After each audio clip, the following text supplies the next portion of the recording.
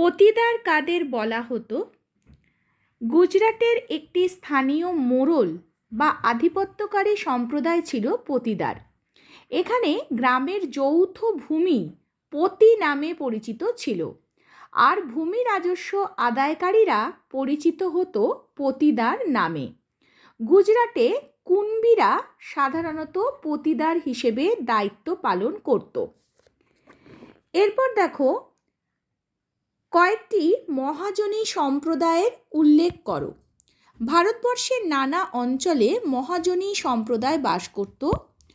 উত্তরপ্রদেশ ও পাঞ্জাবে খত্রি, মানে বিভিন্ন জায়গায় বিভিন্ন রকম নাম, সেটা তোমাদের মনে রাখতে হবে।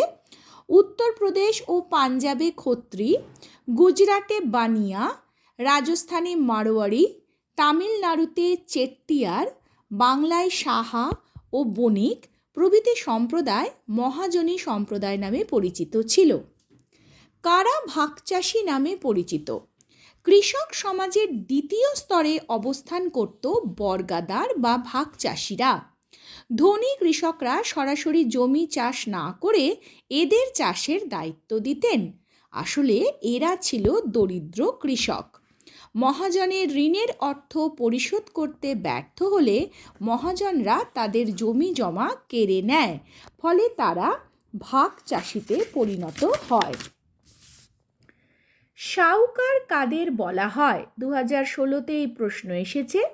দাক্ষিণাত্যের বোম্বাই প্রেসিডেন্সিতে সুদখোর মহাজন শ্রেণী শাউকার নামে পরিচিত ছিল।